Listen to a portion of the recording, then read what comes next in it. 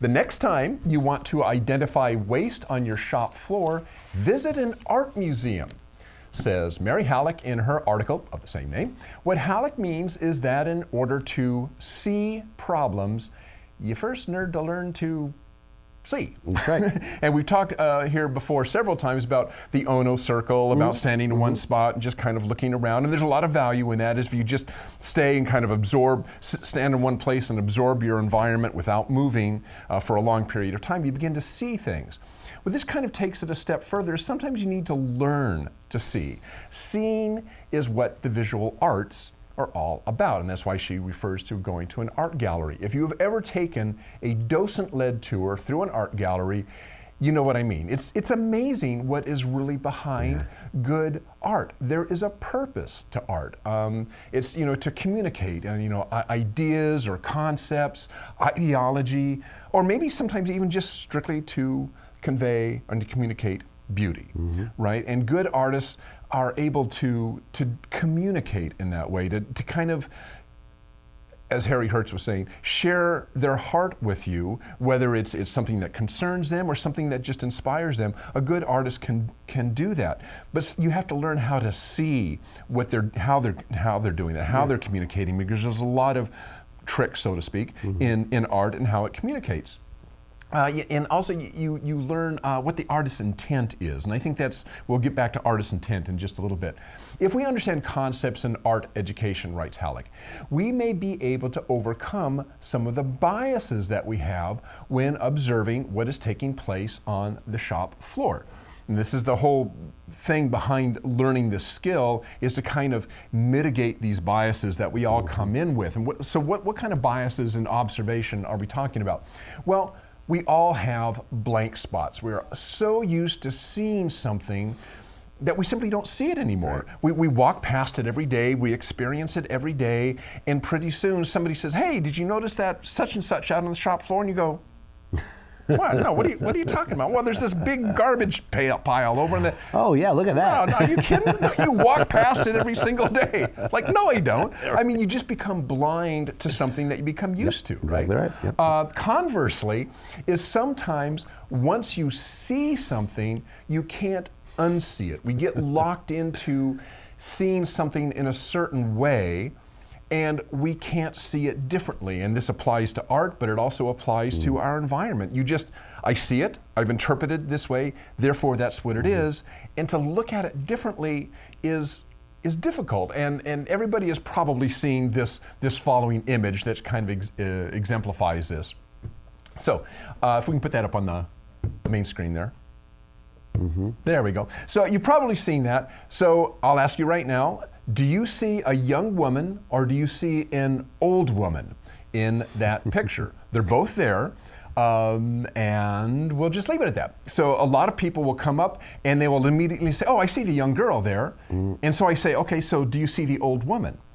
And for most people, it takes a long time to kind of tease out, oh yeah, I see, there's an old woman. Or it could be just the opposite. Some people say, oh yeah, I see an old hag. Okay, well, do you see the young girl? Well, no, what the heck are you talking about? That's an old woman. I see her nose, I see her mouth, her big old chin sticking out there. And that's kind of the idea about getting stuck seeing something a certain way and having to stand back and somehow change your vision so that you can see something another way, see something that maybe was hidden. I've seen this picture a jillion times and I still struggle to see the old lady in that picture. But the most insidious bias of all is when we see something that isn't actually there. It doesn't exist. We see what we expect to see. We fill in the blanks, right? We encounter this all the time in editing. Absolutely. You know what that sentence is supposed to say. You know the words that are supposed to be there. So you read that sentence and go, it's perfectly fine. Somebody else comes along and says, did you notice there was a word missing from that sentence? And you go, no, what do you mean? You go back and you read and I go, oh my God. The same thing happens on the shop floor. There are things that are happening. We know the process. We know the way that process is supposed to work. We're supposed to go from A to B to C to D to E. And of course it works that way. And somebody comes along and says, did you realize you're skipping step D? And you go, no, of course they are. I see it. It's A, B, C. Oh. Where'd that one go, right? So Halleck's premise is this, that understanding art helps us to mitigate those biases. Art is about understanding the use of subject matter and color and texture and space and balance and symbolism. And the more we understand that, the more we understand how to see by looking at art, the better we become at seeing the world around us. So you might ask, how does this translate to seeing on the shop floor? Really interesting white paper that she links to in her story. It's by the National Safety Council. It's called Visual Literacy, How Learning to See Benefits Occupational Safety. And they talk about this exact topic here, looking at art and what you can learn from that. And here's what they say about understanding the visual elements of art that we just talked about, line, color, subject matter, space, and so forth. Quotes, these are important elements for describing not only pieces of art, but also work environments. Being able to scan and describe a workplace environment in a systematic fashion can aid in pinpointing potential hazards and using a common language to convey observations to others. The common language is kind of a key bit there too. Halleck suggests that we do the following, armed with our new seeing art skills. Look at your workspace and ask, what do I see? Look at it keeping all these different ideas in mind. You know, space, line, color.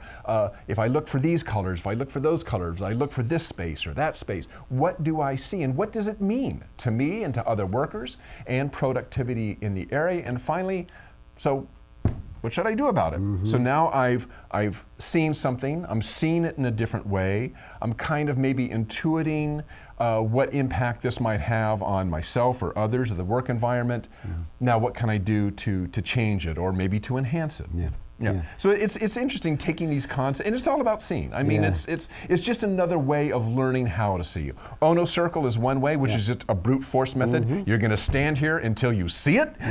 And the other one is kind of a soft approach of simply learning how to see.